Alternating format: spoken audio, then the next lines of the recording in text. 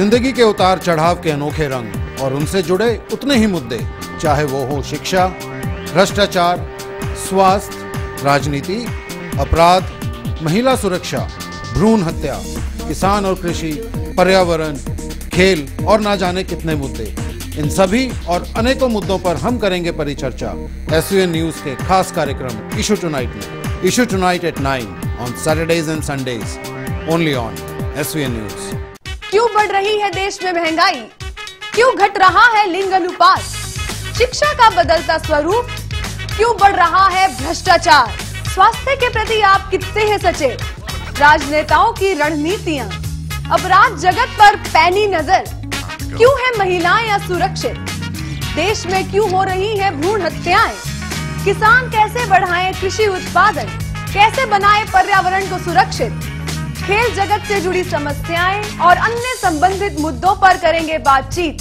देखते रहिए issue tonight SUN news पर साक्षी अरोड़ा के साथ। Issue tonight at 9 on Saturdays and Sundays, only on SUN news. आज हम बात करेंगे एक गंभीर और जानलेवा बीमारी अर्थात एड्स की, जिसके तहत हम इस लाइलाज बीमारी के कारणों, लक्षणों और समाधानों पर डालेंगे खास नजर। एड्स अर्थात एक्वायर्ड इम्यूनोडेफिशिएंसी सिंड्रोम, यह एक लाइलाज बीमारी है।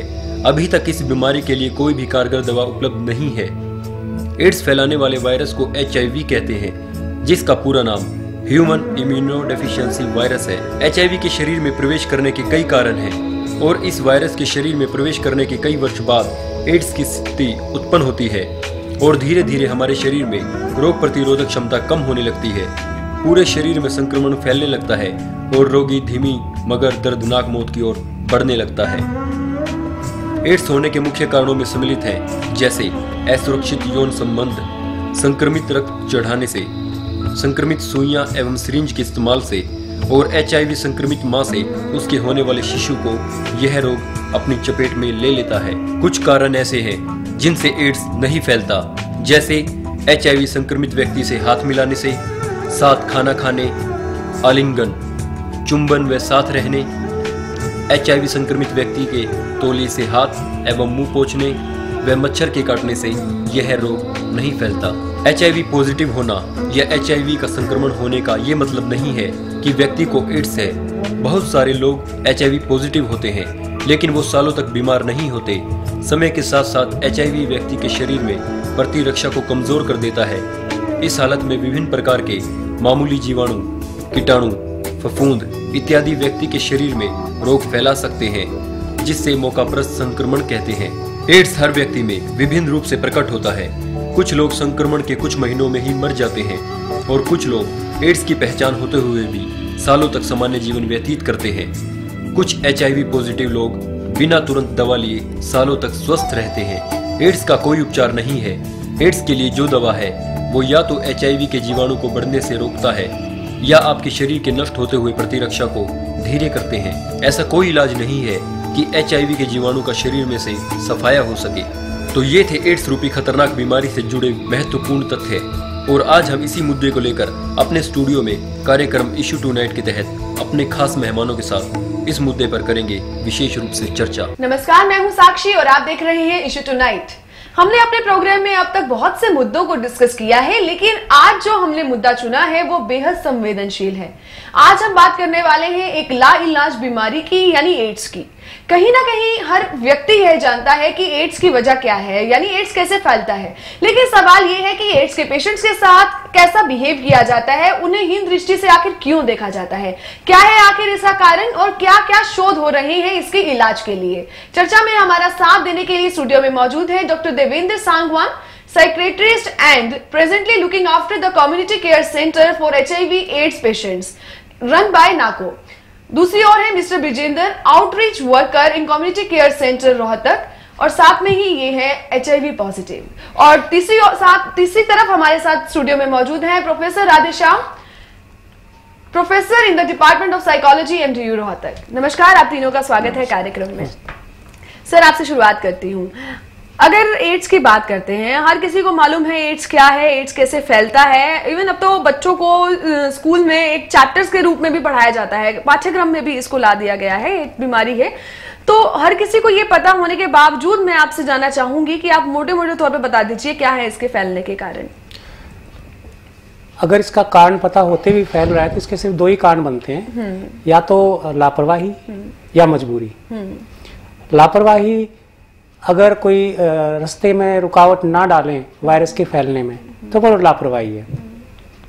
कई बार ऐसे होता है कि पार्टनर दूसरे पार्टनर को जो तरीके अपनाने चाहिए उनको अपनाने से रोक देता है, तो वो उसकी मजबूरी होगी।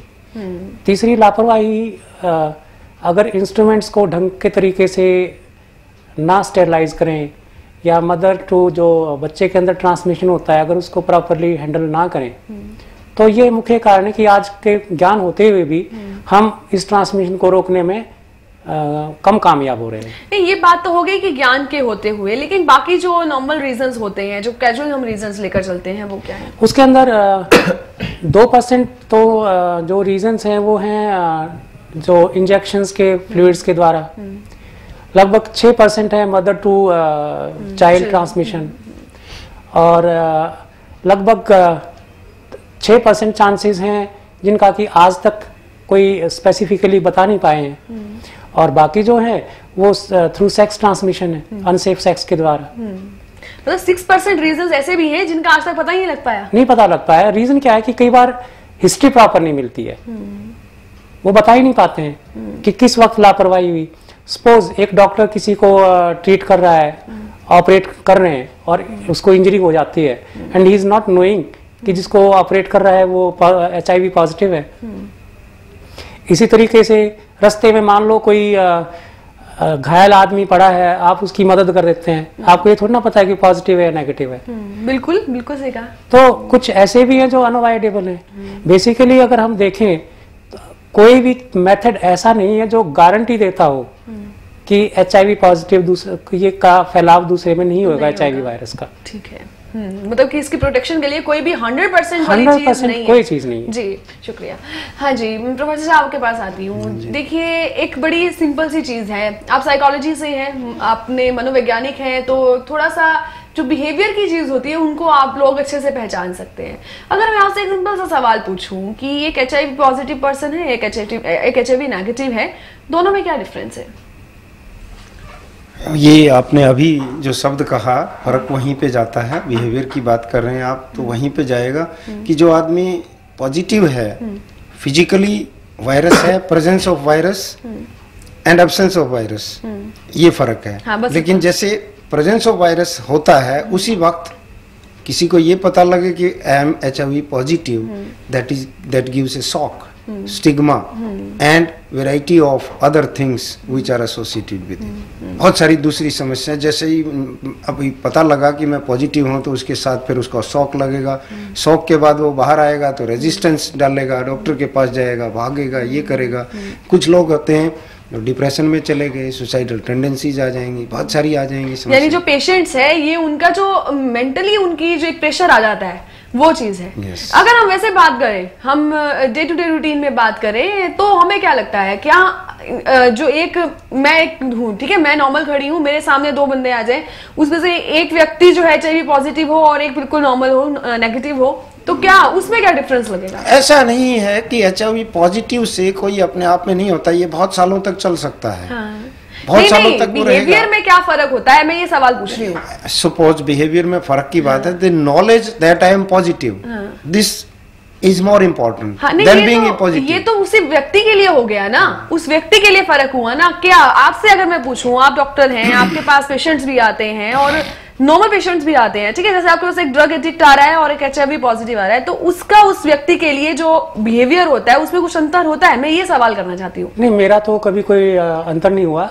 उसका एक बड़ा कारण है, हाँ। जब तक आप किसी को टेस्ट नहीं करते, यू नेवर नो कि पॉजिटिव है नेगेटिव। बिल्कुल, हाँ। दूसरा, मालूम ही नहीं है। हर सामने आने वाला पेशेंट कोई भी पॉजिटिव हो सकता है, यू नेवर नो। नहीं, मैं आपका बिहेवियर नहीं पूछ रही, बाकी आपने वैसे देखा दीन दुनिया में, वैसे ही नॉर्मली क्या लोगों का बिहेवियर कैसा होता है?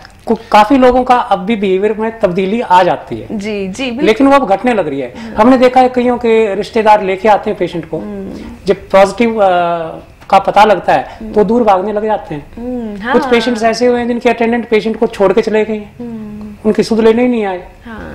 और कुछ ऐसे हैं जो आखिरी दिन तक उनकी सेवा करते हैं। ये अब अवेयरनेस के ऊपर डिपेंड करना है, अवेयरनेस और अपना खुद का जो एक होता है ना, अपना खुद का मेंटली लेवल क्या है, माइंडसेट, अपना माइंडसेट क्या है। मैं ये ऐड कर रहा था, डॉक्टर साहब जो बता रहे थे, मैं पहले जो बात कर रहा था ना, उसी में ये है कि जब आज मुझे पता लगा कि मैं पॉजिटिव हूँ, उसके बाद से चेंजेस आ सकते हैं। जब मुझे पता ही नहीं है तो एज गुड एज, और क्योंकि जब किसी व्यक्ति को देखेंगे पॉजिटिव है, उसको नहीं मालूम तो कोई फर्क नहीं है उसके व्यवहार में। तो एज इट इज बिहेवियर कब चेंज होगा? जब पता चल जाएगा, नॉलेज है। तो यहाँ से पहले फर्क नहीं होता जी।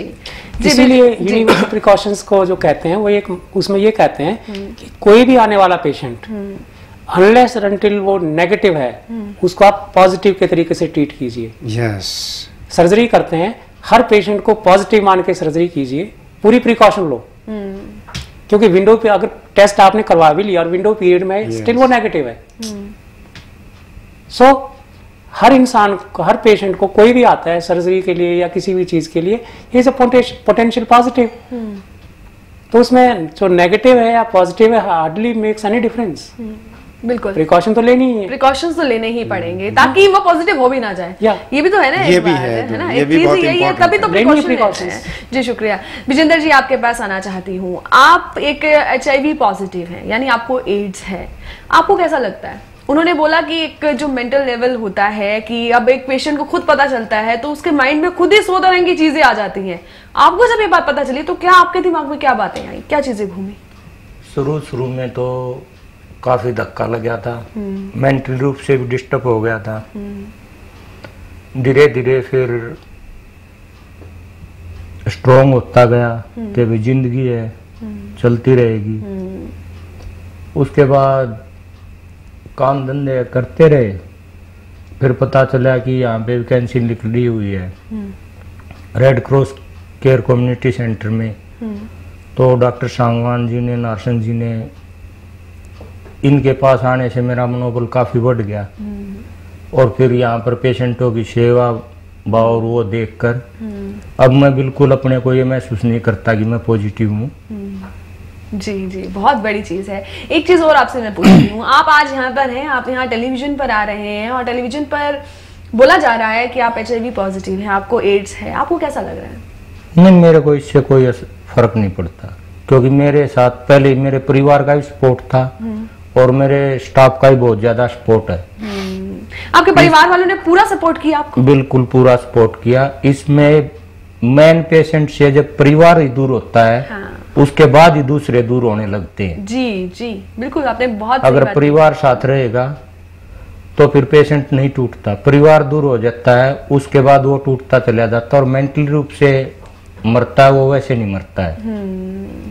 जी बिल्कुल, आप यहाँ पर हैं और आप ऑन टेलीविजन इतनी सारी बातें कह रहे हैं तो मेरा सच में मन कर रहा है कि मैं आपके लिए जोरदार तालियां बजाऊं। माफ कीजिए, मैं बजा नहीं पाऊंगी। डॉक्टर साहब, आपके पास आती हूँ कि कहा जाता है ये बीमारी ला इलाज है, तो क्या ऐसा कोई इलाज नहीं है? नहीं, अभी तक तो लाइलाज ही है, लेकिन रिसर्च चल रही है इसकी तरफ। और कुछ मेडिसिन ऐसी हैं जो आदमी की क्वालिटी ऑफ लाइफ इंप्रूव करती है, ड्यूरेशन ऑफ लाइफ काफी हद तक इंप्रूव कर देते हैं। इसका एक उदाहरण आपके सामने ही है। बिल्कुल सामने ही। ये 14 साल से HIV पॉजिटिव है। अच्छा, और आपकी अब उम्र क्या है? मेरी उम्र अब 36 है। बहुत बड़ी चीज है। 14 साल से पॉजिटिव है। 13 साल इन्होंने बगैर ART मेडिसिन के इन्होंने निकाली है जी।